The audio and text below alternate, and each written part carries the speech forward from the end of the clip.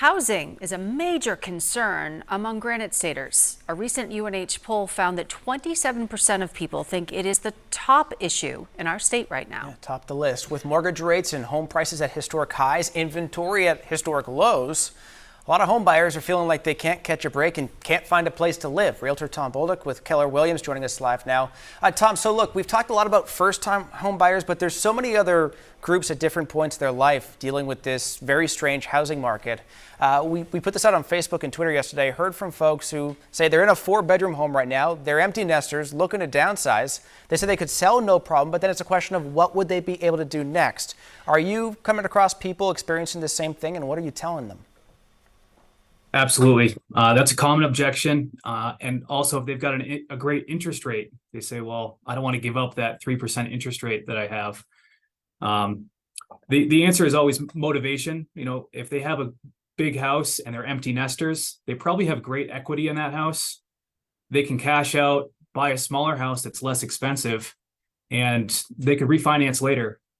Interest rates are projected to go down in the future. So I would recommend to that individual, sell that bigger house that you don't need, buy a smaller house, and refinance later. So Tom, let's talk about what Steve mentioned. There's all sorts of sections of this now dealing with it. You've got the first-time home buyers, you've got folks who want to downsize, but let's talk about those first-time home buyers. So what are you telling them to do right now, knowing that they're up against a lack of inventory, mortgage rates are skyrocketing again, and they can't afford the rent perhaps? So you've sort of got this double-edged problem where, you know, normally you could typically say, hold tight for a little while, just rent a little while longer, store some money, be ready, you know, for your down payment, let the market cool a little bit, but the market doesn't seem to be cooling at all. No. And as I said, if interest rates do get lower, as interest rates go lower, it's going to increase demand. You know, as affordability gets greater, it could cause more of a frenzy when interest rates get lower. So that, you know, what could be a pro could end up creating more competition. So my advice that I'm giving my clients is to get into the market any way you can. If you're a first-time home buyer, maybe this is a stepping stone home for you. Get in, build some equity, because when you're renting, as you said, that's 100% of your rent is going away and you're not building any equity in anything.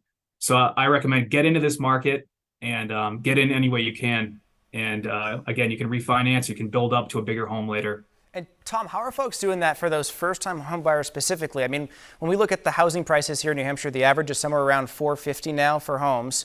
So does the 20% down payment still apply? That would be $90,000 or so. How are people doing, you know, that 20% down payment plus paying rent while they're waiting to get into the market? Or is that 20% kind of yesteryear at this point?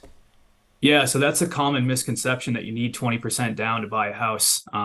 You can get a house for as little as 3% down or 3.5% down FHA. There's 3% down conventional options.